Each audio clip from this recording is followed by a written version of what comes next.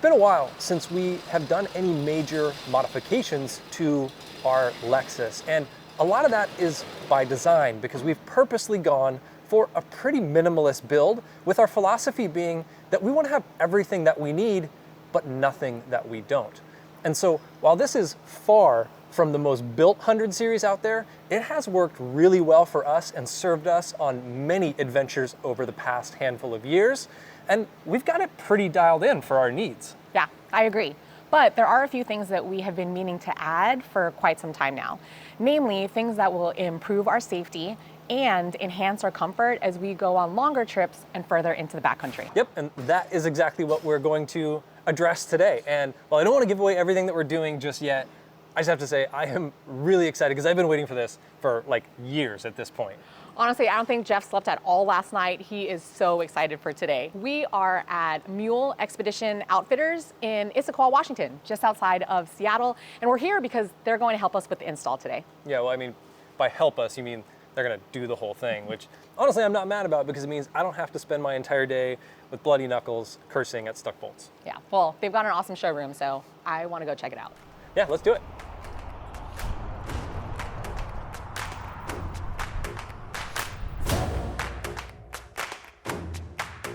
This is like when I would go to Toys R Us as a kid. I want to just touch and play with everything in here.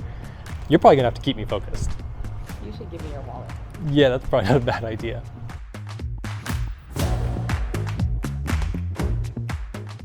While Jeff is talking to the fellas, I am going to poke around here in the showroom and see what they've got. Ooh, a cargo organizer. I love stuff like this. Keep the truck nice and organized. Ooh, might have to get one of these. Y'all know I don't like to be cold, and this is a heated blanket. Oh my God, this might be a game changer. This might get me to cold weather camp. Actually, no, let's be honest. I don't like to be cold. Now, there are also some things in here that I have no idea what they're for. Like this. What is this? It's kind of heavy, so I imagine it weighs something down, but I have no idea. Jeff and I have been talking about potentially getting an Alu cab. So let's see what it looks like. Like how there's a bunch of stuff here to organize. Again, love organization. Let's try to bring this down.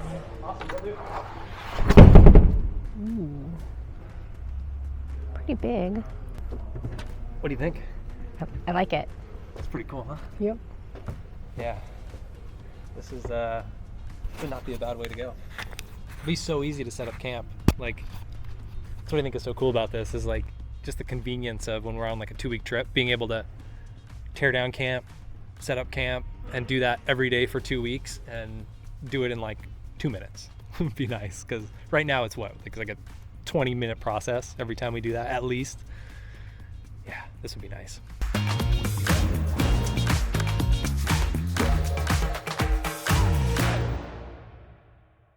One of the things that we're upgrading is lighting, and I've got Mark with me from Mule because we've decided to go with Vision X for the lights. And I know personally, I hadn't really heard as much about Vision X as I've heard about some of the other brands, right? The Rigids and the Diode Dynamics and all of that. And talking to you guys, you had really good things to say about Vision X. And so what is it that, especially here in the Pacific Northwest, you guys love so much about these lights? Yeah, absolutely. Vision is locally run. The U.S. headquarters is here in Washington. And one of the things that we found with their products is they tend to be extraordinarily durable for rain and dust. It's almost like it rains here a little bit or something. Just a little bit. Much of what they do is industrial. So they do mining, they do commercial fishing, that sort of thing. Marine applications that require really, really watertight lights. And they have to be functional because those people depend on them for their work. Right. Right? So the automotive side, I think, is a smaller portion of their business, but it benefits from the technology they've developed for the commercial applications. As a result, they're incredibly reliable. The optics are really, really good. For example, the selective yellow lighting, as far as how little filtration it does, so you don't lose a lot of light there. And as a result, we really, really like their lights. They're common on most of the employee cars. We almost all run Vision lights. I'm really excited about it because, you know, I don't know if you know this or not, but like 25-year-old halogens Yeah, not the so best, good. not the best lighting solution Right. for being out in the middle of nowhere at night. So Yeah, this is the combo you're doing is gonna be really, really effective. Awesome. You're gonna enjoy them on the street because some of the stuff you're doing is gonna be appropriate for that, and bad weather especially. Yeah. And then having good, potent, long distance lighting is just so nice on those long drives, you know, in the Southwest or whatever. So Right. it's gonna Yeah. be great. We're really excited.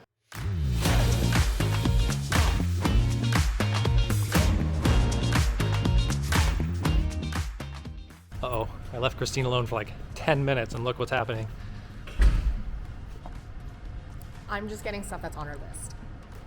Upgrade day!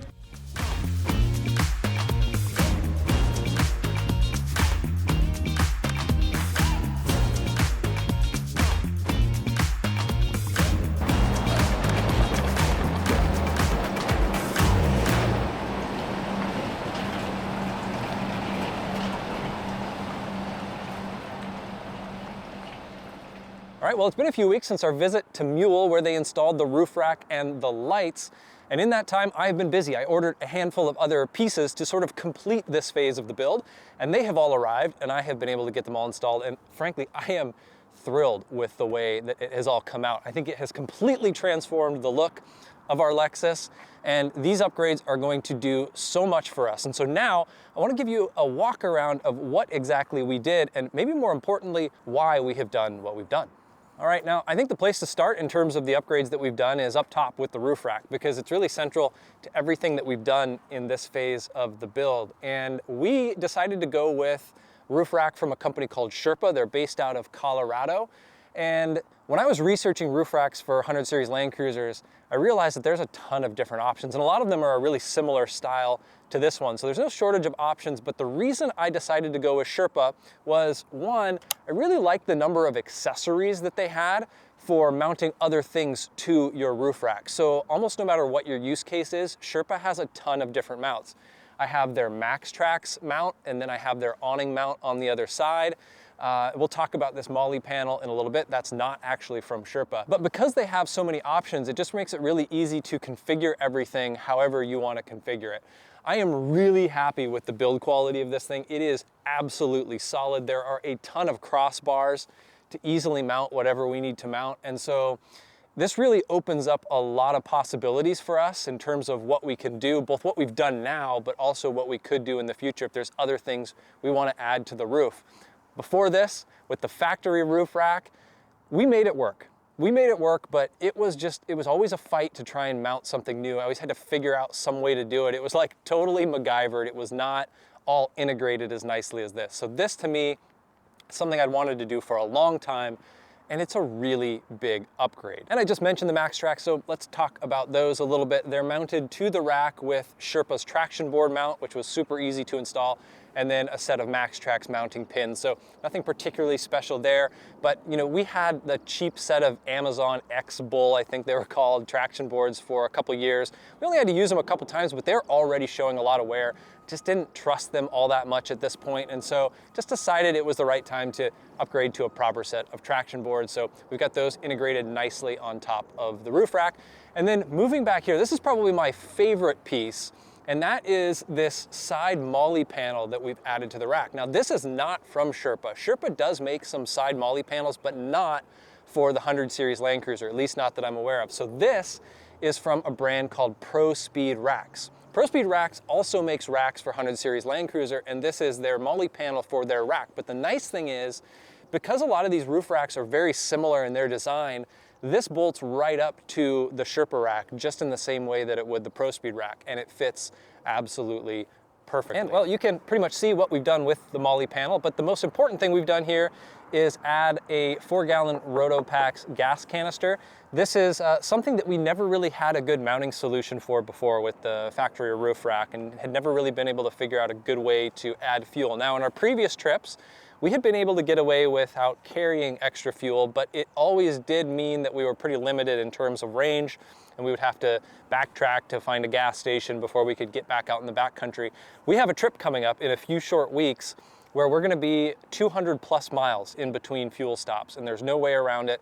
And I know that the Lexus is not going to get 200 miles of range off pavement. And so adding those Rotopacks was something we really had to do, and I'm really happy with how it turned out on the side here. We could have mounted it up top. Sherpa has Rotopacks mounts that we could have used for the top, but I want to keep the top free for some things that we might be doing in the near future. So I decided to mount them here, and I've got 2 Rotopacks mounts here, one of which is locking, which is nice, so that if I do leave this on here, I don't have to worry about anybody stealing it while I'm in the grocery store or something like that. Now, the other thing we've mounted back here that you can see is the shovel.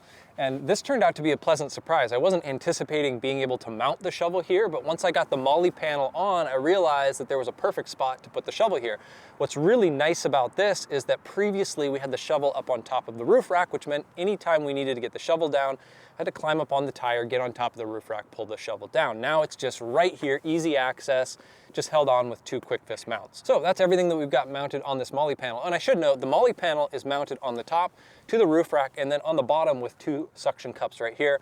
I've kind of done some testing with it, driving around on some rough roads and things, and it's rock solid. It doesn't move at all. So I think this is going to work out really well. And then on the other side of the Lexus, not nearly as much going on this side, but it is worth mentioning that we've mounted our ARB awning. This is the same awning that we've used for the past handful of years, but we've got it mounted using Sherpa's awning mounts, which were super easy to install again. And what I really like about this is how low and tight the awning is to the truck. Before, when we had our factory roof rack and we had this mounted up to that, it was sitting up like right here. It was really high, and the problem with that was it was always getting caught up on branches and trees, and it was always something that I worried about when we were on the trail. So this is just much sleeker, it's much better integrated, and it's also lower and tighter to the truck. And so this is another nice upgrade that's kind of a product of having this Sherpa rack. And then coming around to the front, I've saved my favorite upgrades for last, and that is the lighting. This is a huge upgrade for us. It's something that we've wanted to do for years now. And it's because, frankly, the factory headlights on this Lexus are not sufficient for being out in the backcountry at night, period. And it's really limited us in terms of what we've done and where we've gone and our schedule. We are always very aware that by 3, 4, 5 o'clock, we want to find camp because we do not want to find ourselves driving at night with the factory headlights. So then what have we chosen to do for our lighting solution? Well, earlier in this video, you saw the discussion I had with Mark when we were at Mule about vision. And after talking with Mark and the team at Mule, we decided that we wanted to go with Vision X lights. I should mention, we are not sponsored by Vision X. We purchased these lights ourselves. But what we've done is we've added 2 different sets of lights to the truck. On top, we've added a 40-inch clear light bar, and the purpose of this is just to provide maximum light when we're out on the trail. If we just need to light up a dark trail, that is what this light bar is going to do. I haven't got to take it off-road yet, but I have got to test it a few times, and it is insanely bright. I'm really happy with this. It also integrates so well with the Sherpa rack, so it just looks super clean and it works really, really well. And then we have also added a pair of Vision X Canon 3 race lights, and these are in selective yellow. And so what is a little bit different about these is that because they're selective yellow, they can still be used to light up the trail. However, the main purpose of these is to use in dusty conditions or snowy conditions or rainy conditions when a clear light bar is not going to do very well. Selective yellow does a much better job of cutting through dust and snow without giving you a lot of glare back. And so we wanted the versatility of being able to use clear lights or selective yellow lights or a combination of both, and that's really what this setup gives us. And so between the 40-inch light bar and the ditch lights, we have massively upgraded our lighting. It's going to give us a lot more flexibility and a lot more confidence when we're out in the backcountry that if we do need to drive at night, it's going to be safe for us to do so. So I think I pretty much explained all of this latest round of upgrades that we've done, but stick around because the team at Mule has been super generous, and when they found out that we were going to be filming all of this, they said, hey, if any of your viewers want a little bit of a discount on lighting or roof rack accessories, we can do that. And so they are going to offer 15% off any lighting, roof rack, or roof rack accessories that you may be in the market for. So I'm gonna grab Christine, and we're just gonna share our honest experience being first-time customers at Mule and how you can get 15% off some of those accessories. Okay, so that was our first time at Mule, and I'm curious to get your thoughts. I know what I thought, but I wanna know what you thought about the whole experience. Yeah, you know, I think that the whole experience at Mule was awesome. I felt super welcomed. Everybody there was super friendly. I don't know how to describe it other than sometimes we go into places and I obviously don't know as much as you do. And so I think that people naturally gravitate to you and want to talk shop with you. And so I'm kind of just there, but I really felt super comfortable there. I loved that they have shop dogs. I got a ton of dog time, so that was awesome. As a small business owner, being able to support another local small business, that was great. Any opportunity we have to support local, I'm all about that. So what were your thoughts? The people were my favorite part by far. Just hanging out with everybody. It's always fun when we can geek out with people, or I can geek out with people who are into the same things that I am in. And everybody at Mule is into, you know, off-roading and overlanding and vehicle builds and all that stuff. So it was just really fun hanging out. I felt like we probably could have hung out there all day. It was just cool. And of course, they did the install of the roof rack and they did the install of the lights, which I'm super appreciative of because I probably could have done it, but it would have been a production, and they did it way more pro than I would have. Just the way they wired the switches alone is like super pro. And then, you know what else is super cool is Mule reached out to me because they were kind enough to let us film all this, obviously, right? And they were really patient with us, letting us kind of take over their showroom and film. But they reached out to us afterwards and they said, you know, hey, if you're gonna make a video of this and you wanna offer something to your viewers, we're up for that. And so I think it's super generous of them, but they said that they would offer 15% off any roof racks, any roof rack accessories, and any lights through their website.